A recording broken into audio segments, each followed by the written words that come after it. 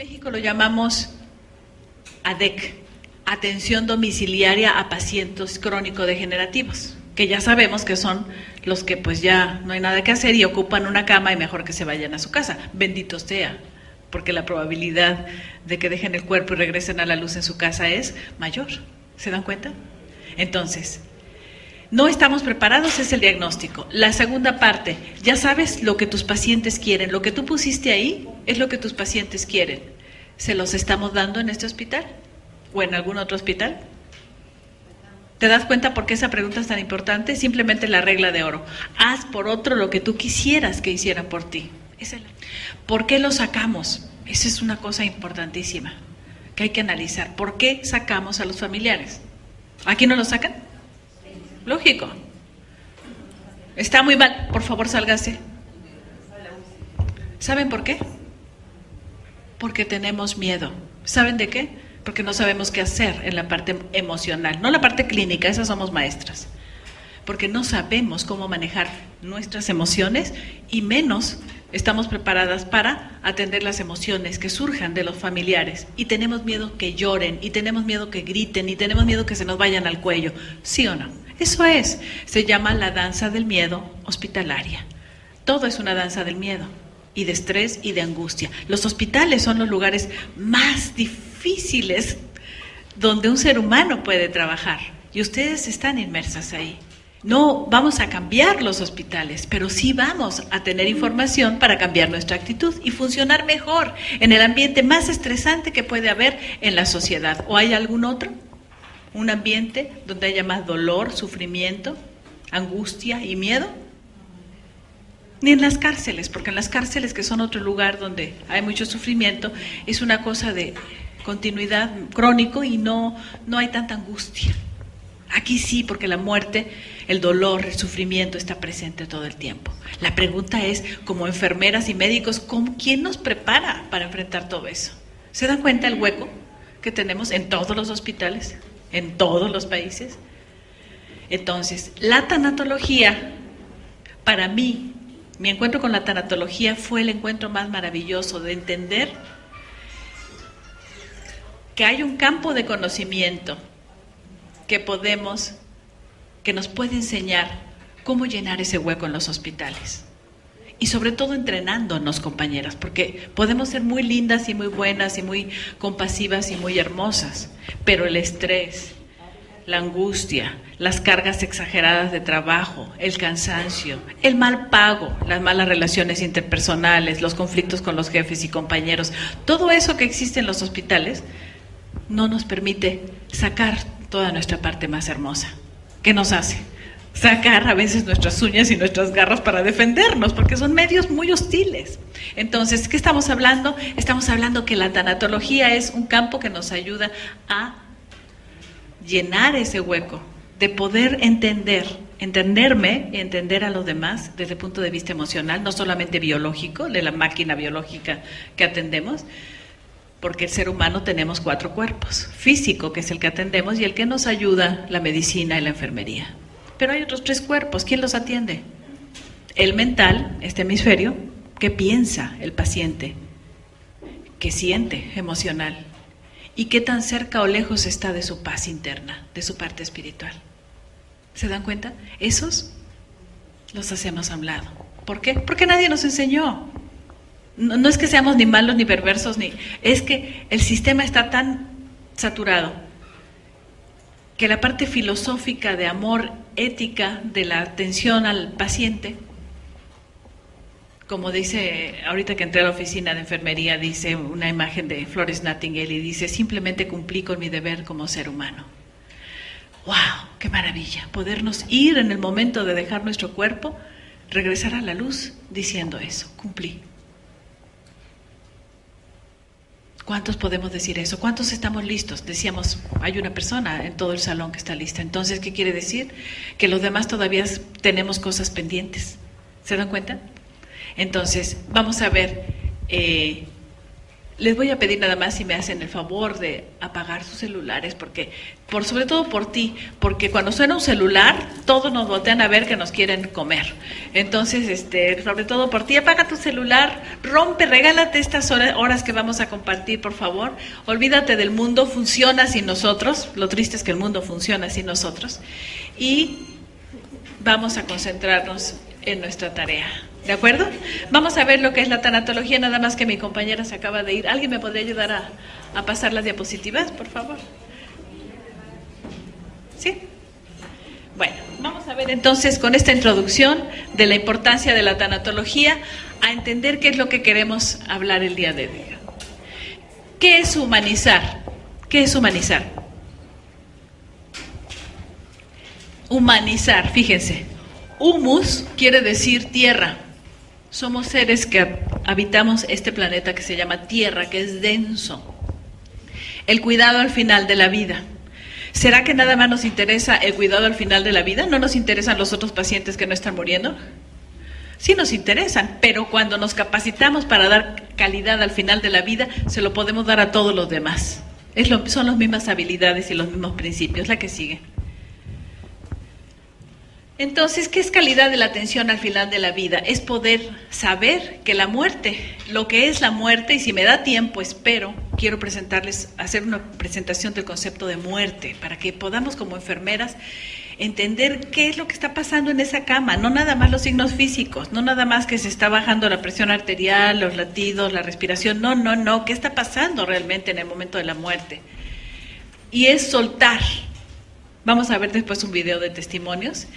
Y la calidad de la atención al final de la vida, ¿qué es? Vamos a ver estos temas. Esto todo viene en el libro. Tengo un libro que traigo para las personas que lo deseen.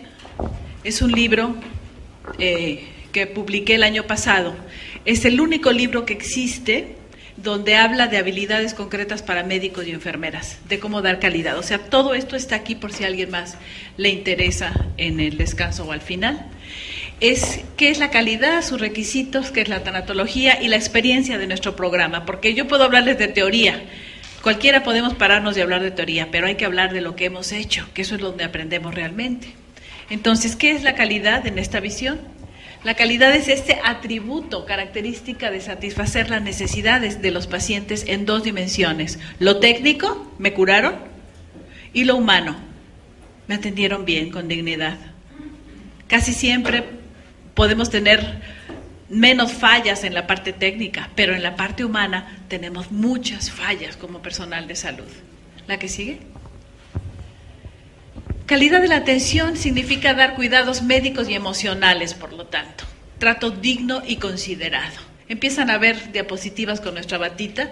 Esa batita para nosotros, esta bata, cada vez que nos la ponemos es un privilegio. Yo me imagino que ustedes también cuando se ponen su uniforme. Es poder saber que cuando me pongo esta bata estoy dando una atención muy especial a seres humanos que lo requieren. La que sigue. Los tres requisitos, ¿cuáles son para dar calidad? El primero, desde luego, un buen diagnóstico, un buen plan terapéutico, cómo controlar el dolor, ese es un problema fuerte en nuestros países, y finalmente lo que aporta la tanatología, cómo dar apoyo emocional al enfermo y a su familia. ¿Será que esto es calidad? Sí, porque ahí estoy satisfaciendo la necesidad humana, emocional del paciente y de su familia. Nuestro logo, ¿qué le dice ese logo? ¿Qué te inspira? Ese logo que tenemos en nuestra bata. ¿Qué te dice?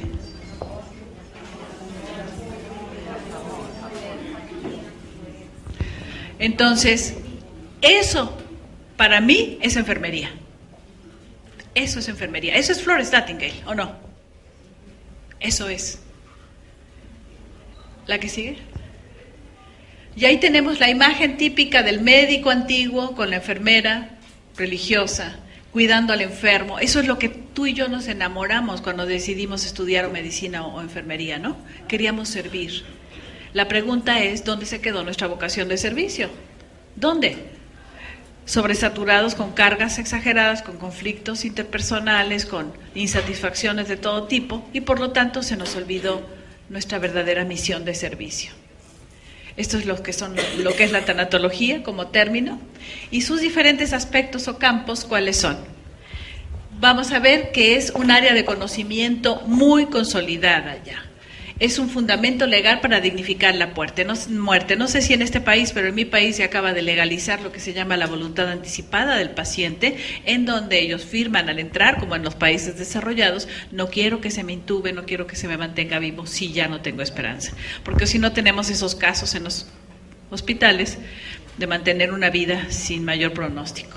Como desarrollo personal, fíjense que la tanatología es maravillosa. ¿Por qué? Porque nos hace enfrentarnos a nuestros propios miedos.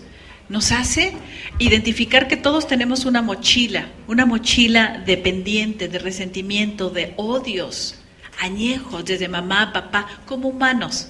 Y entonces, en nuestra escuela de tanatología, lo que hacemos es, para formar tanatólogos y el personal de salud, es que tenemos que revisar nuestra mochila, nuestra huella, identificar por qué actuamos como actuamos, y entonces trabajar el perdón. Y entonces nos volvemos seres humanos diferentes, sin tanta mochila, conscientes, conectados, pudiendo dar, sin miedo. Eso es lo que es recuperar nuestra vocación de servicio. Y finalmente, también la tanatología es una nueva profesión hospitalaria. Vamos a ver la experiencia en nuestro país y en nuestro estado, que es donde nosotros trabajamos. Es una preparación para aceptar la muerte. Los 4 cuerpos trabajamos con los pacientes, con los familiares y con el personal de salud. ¿Por qué con el personal? Porque tú y yo, como personales de salud, cuando vemos un caso que nos está recordando un duelo no resuelto, la muerte de mi mamá, de mi abuelita, de un hijo, de un hermano, lo que sea, resulta que nos contagiamos emocionalmente y resulta que nos cuesta mucho trabajo. Y sentimos que no estamos siendo profesionales, pero resulta que antes de profesionales somos humanos y por lo tanto el personal de salud tiene que ser capacitado para enfrentar esa parte emocional, porque si no el sufrimiento es mucho. Todo el tiempo estamos viendo el sufrimiento humano. Vamos a ver aquí cuáles son los 3 deseos que tienen que ver con los tuyos. ¿Sí? Desde luego el dolor también está como uno de los primeros, pero lo importante no es lo que se dice aquí, sino lo que tú escribiste, y entonces eso es lo que de aquí en adelante puedes tener en mente para darle a los pacientes que le estás atendiendo. ¿Te das cuenta qué importante? La que sigue. Hay errores médicos muy fuertes, errores de la atención en general del personal. Primero, tratar con prisa y poca consideración humana y cordialidad al enfermo. Pasa todo el tiempo. ¿Por qué? Porque tengo muchos pacientes. No me puedo detener. No decir la verdad claramente. Esto depende más que nada del médico, ¿no? Que es el que da los diagnósticos. Y entonces, ¿qué le dijo que tiene su paciente, señora? No le entendí. ¿Quién sabe? Y estás viendo ahí que dice SIDA. Bueno, no sé si aquí ponen los diagnósticos en las camas. ¿Sí ponen? Bueno, en México ponen entonces ahí ya es, pero no nos damos tiempo de darle la información. Las noticias se dan en forma poco considerada, también eso depende del médico. Es un curso que damos a médicos. ¿Cómo dar las malas noticias? Es la tercera habilidad del manual, son 4 habilidades las que manejamos y una es esa.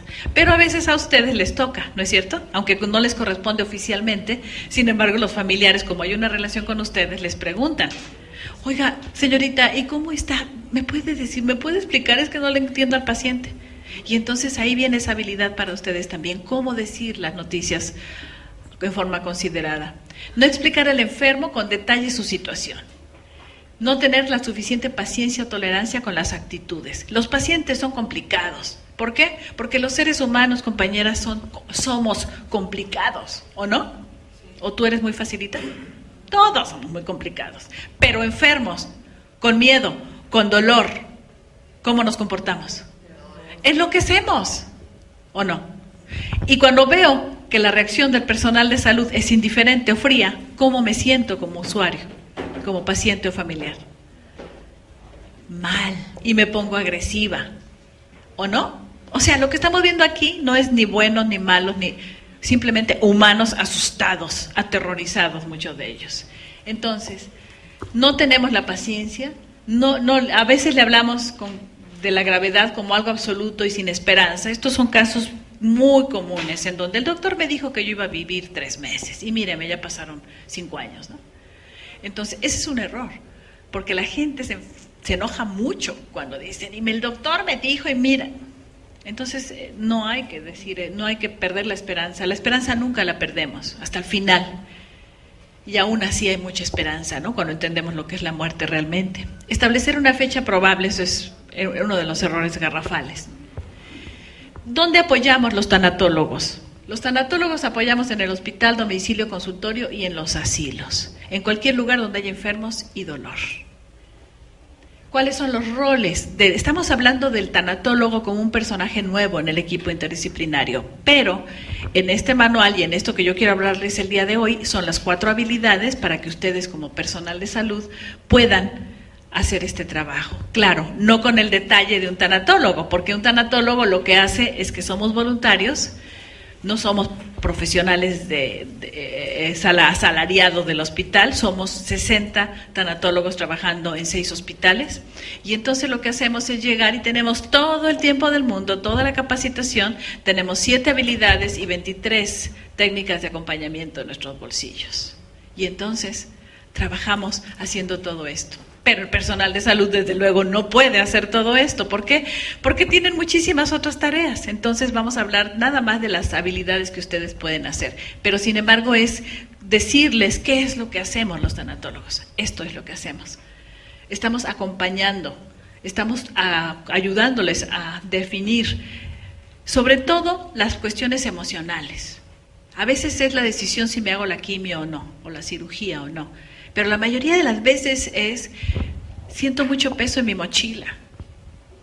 Entonces es poder resolver todos sus asuntos pendientes. El perdón es el tema central aquí. Para eso hemos diseñado algo muy, muy práctico que se llama la trilogía del perdón, que también lo traigo en CD si a alguien le interesa, en donde en 3 etapas vamos comprendiéndonos como seres humanos en los dolores que tenemos y por qué reaccionamos como reaccionamos todos, con mucho dolor. Y finalmente nos perdonamos a nosotros mismos para perdonar a los demás. Y entonces los pacientes pueden entrar a una etapa de aceptación y pueden retirarse, pueden dejar su cuerpo y regresar a la luz en otra forma. ¿Se dan cuenta qué importante? Son los casos seguramente que ustedes ven en este hospital, que no muere y no muere y no muere. ¿Qué pasó? Pues está esperando al hijo, está esperando al... ¿no? ¿Por qué? Porque son asuntos pendientes. Porque no nos hemos perdonado o porque quiero despedirme. Entonces, nosotros lo que hacemos es también en el momento de la despedida, que es una habilidad que yo quiero compartir el día de hoy, para mí es la clave, que también viene en el manual, es la 4ª habilidad, cómo acompañar con dignidad el momento de la muerte. Nadie nos enseña, compañeros, ni a médicos. Yo cuando les pregunto a los médicos, oye, ¿y tú qué haces en el momento, al principio, ¿no? Porque ya sé muy bien qué es lo que hacen, correr y irse corriendo y dejarles todo el paquete a ustedes y trabajo social. Entonces, finalmente hay maneras concretas, sencillas, prácticas, que si nos pusiéramos a pensar, es lo que tú y yo quisiéramos en ese momento. ¿Cómo queremos dejar nuestro cuerpo en ese momento? ¿Qué queremos en el ambiente? Entonces, esto es lo que hacemos y finalmente también acompañamos el momento del postduelo. Quiere decir, cuando hay personas que han perdido a seres queridos, muchas veces el dolor dura mucho y entonces entramos los tanatólogos a trabajar sus emociones y finalmente, casi siempre, el perdón con el que se fue. ¿Por qué? Porque como humanos nos lastimamos mucho y tenemos nuestra mochilota muy cargada. Tenemos un programa que se llama Calidad, como asociación civil que somos, Calidad al final de la vida. Y nuestro objetivo es que estos pacientes reciban los mejores cuidados desde el punto de vista humano y emocional. Lo clínico lo da el hospital, las enfermeras y los médicos. Nosotros damos esto como grupo de voluntarios. Las estrategias de este programa: primero establecimos los derechos del enfermo grave, formamos tanatólogos, establecemos módulos hospitalarios de acompañamiento emocional tanatológico, hacemos grupos de apoyo para personas en duelo y hacemos capacitación del personal de salud. Que esa es la parte, finalmente, que yo quiero compartir con ustedes, porque no es lo mismo capacitar o sensibilizar al personal de salud que formar tanatólogos, ¿me explico? Son niveles diferentes, pero hay mucho que ustedes pueden aprender en forma sencilla y mejorar su calidad al final de la vida y su satisfacción. De mi estado en aquel momento, hemos estado en diferentes ámbitos nacionales presentando nuestra experiencia. Es única como estado en nuestro país, no hay otros estados que lo tengan, y estos son los módulos, otro clic por favor, que se han abierto. El primero de ellos se abrió, estamos trabajando tanto en hospitales de seguridad social como del Ministerio de Salud. Entonces el primero se abrió en mayo del 2001 y bueno, después se han abierto otros módulos. ¿Quiénes manejan los módulos? Egresados nuestros, tanatólogos, a veces personal del hospital, un médico, una enfermera, que se formaron como tanatólogos y se les asigna la función. Pero en la mayoría de los casos son tanatólogos nuestros de la asociación que no reciben ningún pago por parte del hospital, que están coordinando los módulos en los hospitales. Estas son las generaciones, esta es la escuela de enfermería de la Universidad de mi estado, fue nuestra sede por muchos años. La que sigue, por favor. Y nuestro diplomado, hacemos un diplomado muy práctico, utilizamos técnicas muy prácticas, la estrellita que todos buscamos y que como nadie nos la da, nos enojamos con todos y odiamos a todos y todos nos odian porque no damos la estrellita, las emociones, la espada, el juicio, todo eso lo hacemos muy práctico, nuestra didáctica es muy práctica. Y para personal de salud, esta es una de las generaciones, porque nuestro diplomado dura todo un año. Pero los primeros 6 meses entra personal de salud, médicos y enfermeras que quieren tener un diplomado en calidad de la atención al final de la vida. Son 6 meses.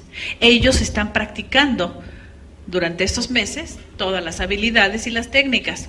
En cambio, los que van a ser tanatólogos tienen que hacer en el segundo semestre una práctica de 60 horas, 30 en hospital, a través de nuestros módulos en los diferentes hospitales, 15 en domicilio y 15 en asilos. Y es como ellos se forman para ser tanatólogos. Lo que pasa es que cuando entran médicos y enfermeras, ¿saben qué pasa? Que se enamoran tanto de la tanatología y crecen tanto como seres humanos que la mayoría terminan siendo tanatólogos, es decir, aunque tengan ya su práctica clínica, hacen la práctica como, porque siempre dicen, sobre todo las enfermeras, es que es muy difícil llegar como enfermera a otro hospital que no es el tuyo, a ver a un paciente y empiezas a ver las fallas técnicas de la enfermería y entonces te concentras en eso y no en el trabajo emocional. Ese es el reto, lo logran al final, es decir, no me corresponde, pero yo estoy viendo aquí el corazón del paciente y su familia.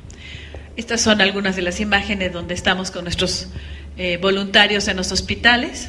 Nada más para darles una idea visual. Este es un grupo muy grande, le digo más o menos somos ahorita 60 tanatólogos en estos hospitales en forma voluntaria. Y lo importante es qué es lo que hemos hecho en estos años. Hemos atendido a más de 35,000 dolientes. ¿Quiénes son los dolientes? 60% familiares y 40% enfermos. ¿Por qué? Porque muchas veces el enfermo no está en condiciones para poder platicar con él o acompañarlo, entonces es el familiar al que acompañamos. Esa es la experiencia, ¿no?, sobre la cual hemos aprendido. ¿Y qué hemos creado? Hemos creado un nuevo personal de salud que es aliado, colaborador, que no interfiere con las actividades, que facilita el trabajo, porque ¿qué pasa hoy día cuando llegamos? Nos dicen los angelitos verdes, así nos dicen, o las batitas verdes. Las compañeras enfermeras o médicos que nos encuentran, por favor, llegamos a un piso, la cama tal, la familia tal, ese paciente no puede, no está tranquilo, por favor. Y entonces vamos a hacer nuestro trabajo. Y siempre nos dicen, qué bueno que ya llegaron, porque no tengo tiempo de ponerme a platicar con el paciente o el familiar. Ese es nuestro trabajo, ese es el hueco que nosotros llenamos. Pero el personal de salud, dentro de sus actividades, puede hacer un cambio de actitud con formación, con técnicas, para dar una atención diferente. ¿Se dan cuenta? Eso es lo que estamos platicando el día de hoy. ¿Cuáles son los testimonios de los usuarios? Es decir, calidad de satisfacción del usuario y satisfacción del prestador. Entonces, esto es lo que ellos dicen en las encuestas, porque lo tenemos que medir. Si hablamos de un programa de calidad, tiene que haber medición de satisfacción. Y esto es lo que dicen de la atención que damos. Mi pregunta es, ¿no podemos, el personal de salud, enfermería en este caso el día de hoy, hacer nuestro trabajo de una manera en que puedan, se imaginan los pacientes que puedan decir esto del trabajo que realiza como grupo de la enfermería? ¿Se imaginan que no sería hermoso? ¿No sería retomar nuestra vocación? ¿No sería aumentar nuestra satisfacción como profesionales, porque se nos olvidó, nos volvimos realmente burócratas y robots, nos robotizamos, tanto médicos como enfermeras, trabajadoras sociales, todo el mundo, porque son unas cargas exageradas. ¿De acuerdo? Y porque nadie nos enseña esto, nadie nos sensibiliza a que podemos hacerlo de otra manera. Hemos dado, desde luego, talleres de calidad al final de la vida en cantidad de hospitales en nuestro estado y en otros estados del país. Tenemos egresados en diferentes hospitales, y esta es la presentación del libro. Yo no sé si alguien conoce al doctor Enrique Ruelas. Nadie lo conoce. El doctor Enrique Ruelas es el padre de la calidad a nivel de América Latina. Es el que hizo la Cruzada Nacional por la Calidad en la administración anterior de salud. Bueno, él es un líder, digamos, en nuestro estado. La que está en medio es la doctora Vesta Richardson, que es la secretaria de salud de nuestro estado. Entonces, esto fue en la presentación del libro que se hizo en forma reciente. Estuvimos ahí en el Hospital General haciendo esta apertura, y esto es el grupo de voluntarios.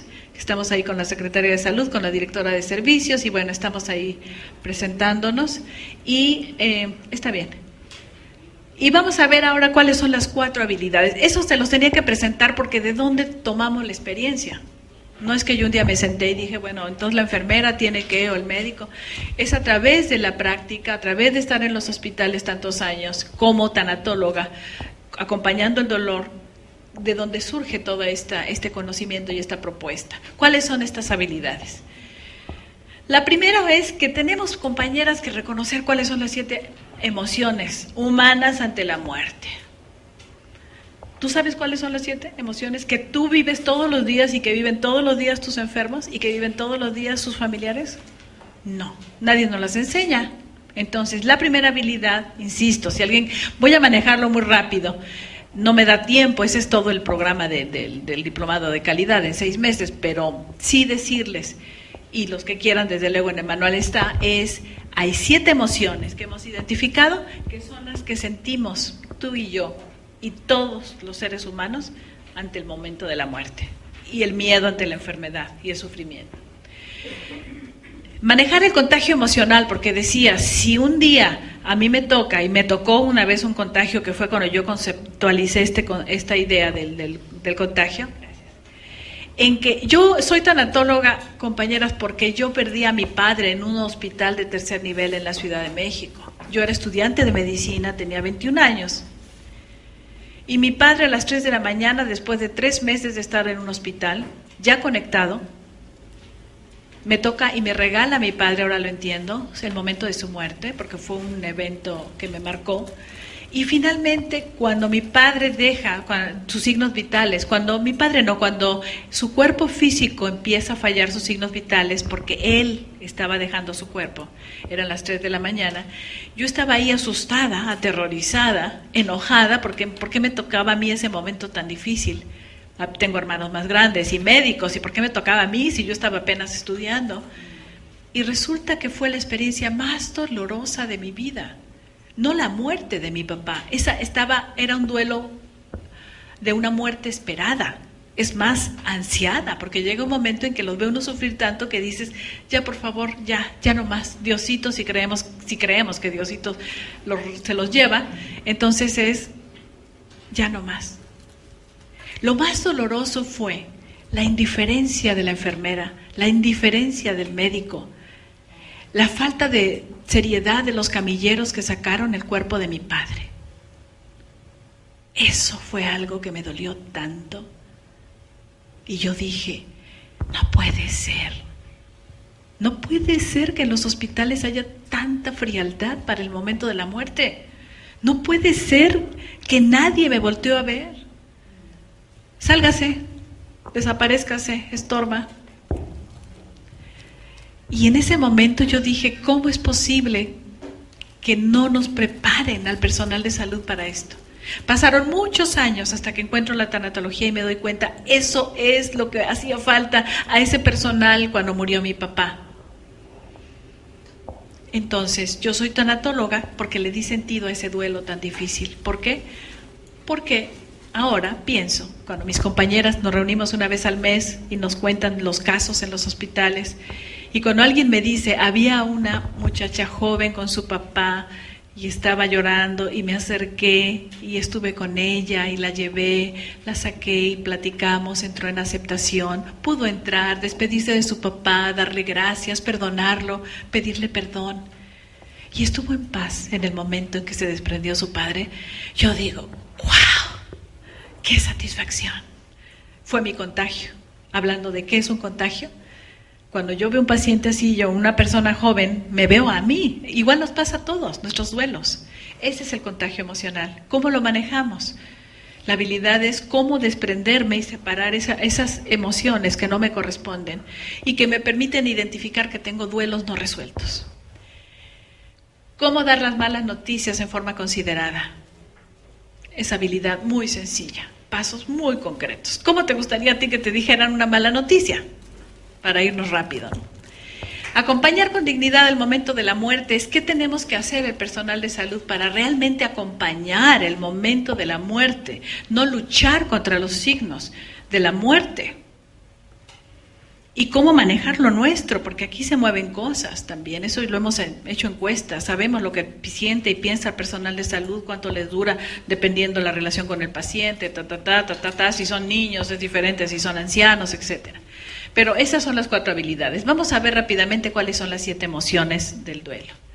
La primera es el miedo. El miedo es la emoción predominante. No solamente en el momento de la enfermedad y la muerte, en la vida. Tú y yo vivimos aterrorizados. Miedo a que nos critiquen, miedo a que nos hagan, miedo a que nos lastimen, miedo a que me quiten, miedo.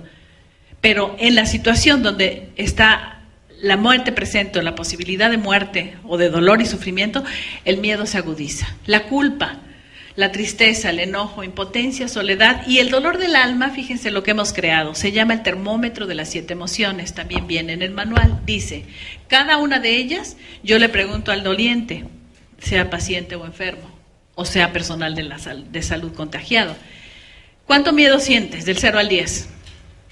8. ¿Cuánta culpa sientes en esta situación, ¿no? que está viviendo, que está en crisis o que... 2. ¿Cuánta tristeza sientes? Así, van calificando cada una.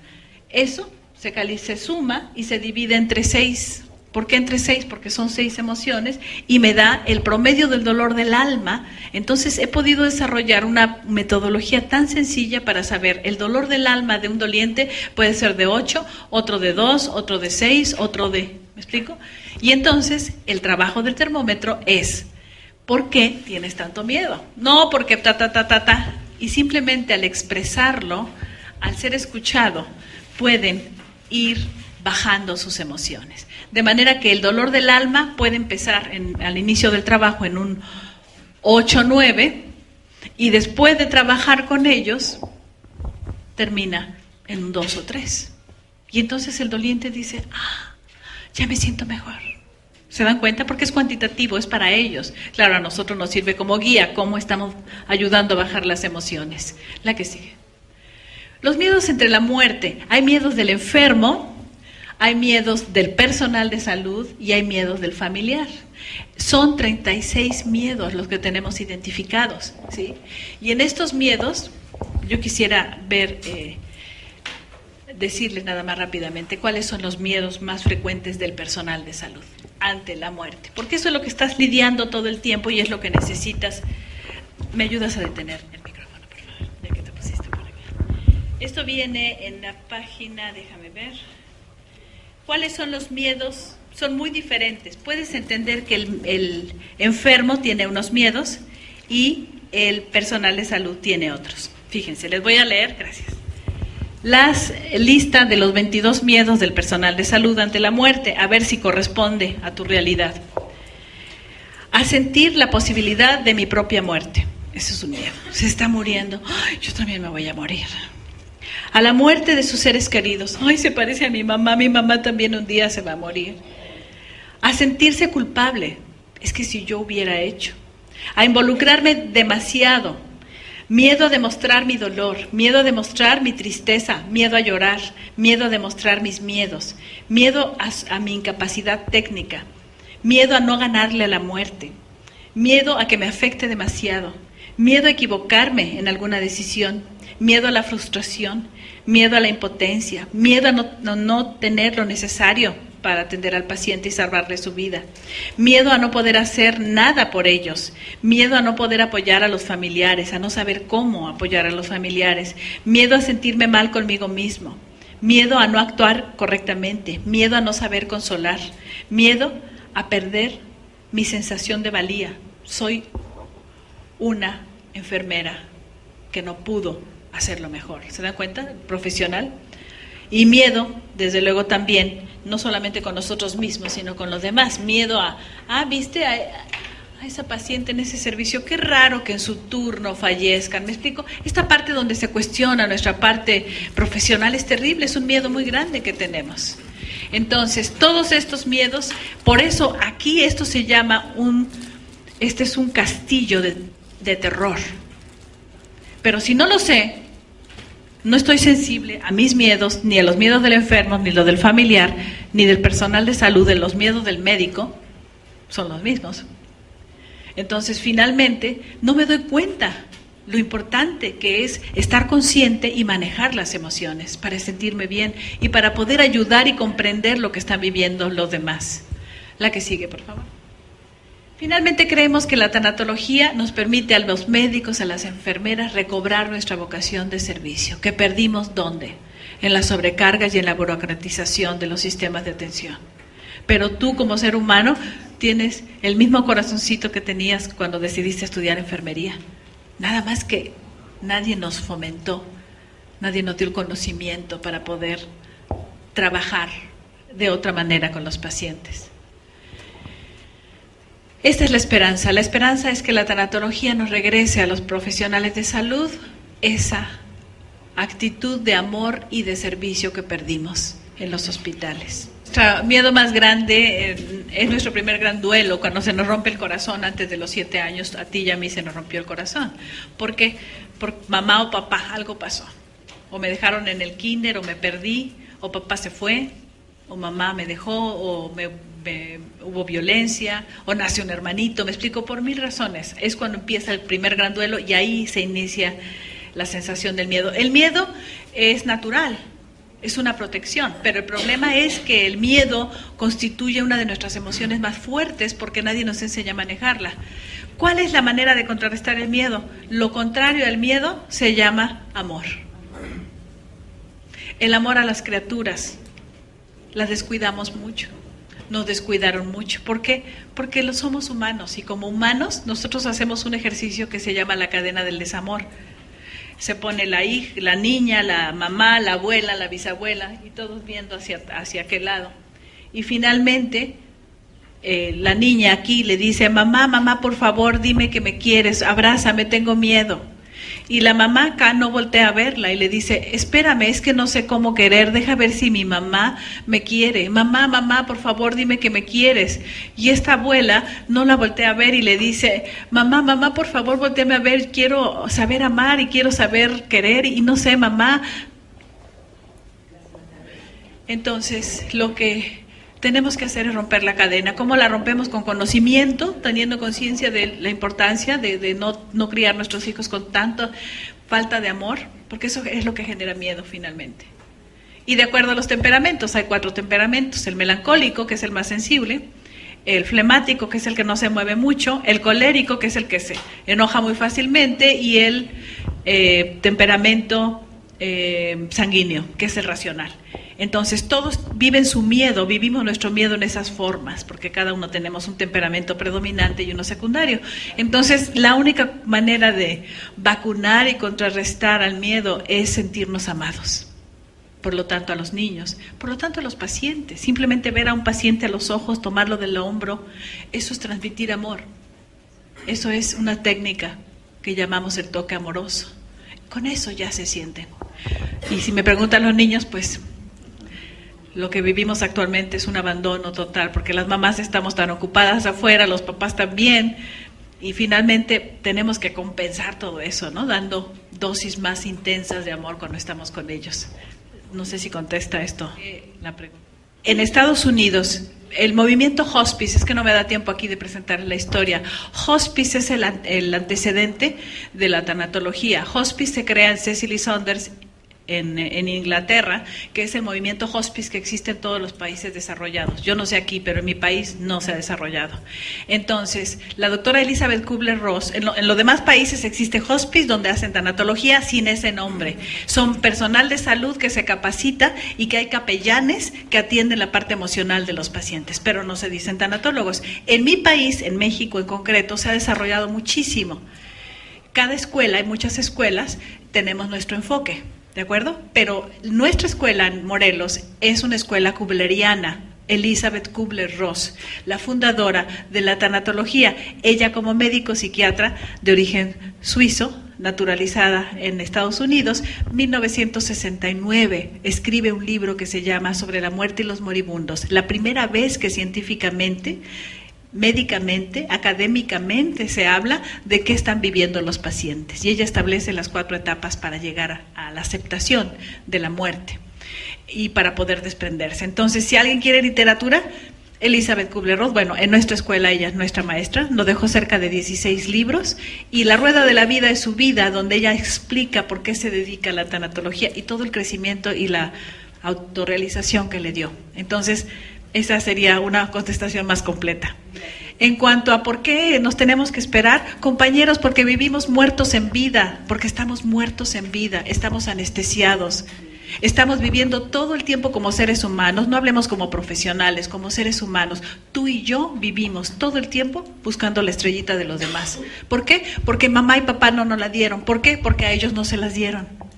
Vivimos en un drama de falta de amor, decía la Madre Teresa, la sed más grande que existe es el amor. Entonces, todos buscamos en el amor de pareja cosas que no se encuentran ahí. El verdadero amor que tú y yo buscamos es la paz interna, que se llama el desarrollo de nuestra parte espiritual. No religión, son creencias, rituales. Estamos hablando de identificar nuestra paz interna a través de lo que es la meditación, la tranquilidad, el silencio, cosas que nos llevan a poder sentirnos plenos ante la vida. Todo lo demás es un juego social y por eso vivimos anestesiados y por eso nos enfermamos y por eso nuestras camas están llenas en los hospitales. Entonces, el tener un duelo, una pérdida, es una oportunidad de despertar a lo que realmente es importante en la vida. ¿Qué es? ¿Quién eres? Son 4 preguntas. Yo siempre digo, el que conteste estas 4 preguntas está vivo. De resto, estamos muertos en vida. ¿Quién es? Sí, si me la detienes un segundito. ¿Quiénes somos? ¿Tú sabes quién eres? No cómo te llamas, ni con quién estás casada, ni qué haces, ni quién eres como ser. ¿Sabes por qué estás aquí? ¿Para ganar dinero y para comprar cosas y tener una familia, un hijitos y esposito? ¿Sabes de dónde vienes? ¿Sabes a dónde vas a ir cuando tu cuerpo físico ya no funciona y salgas de tu cuerpo? Y cuando vienen las pérdidas en la vida, ahí es cuando la gente empieza a preguntarse, ¿y a dónde se fue? ¿O a dónde se va a ir? ¿O a dónde me voy a ir? ¿De qué se trata la vida? Los duelos y las pérdidas son momentos de despertar del ser humano. Y entonces se convierte en un privilegio trabajar con seres humanos en proceso de despertar.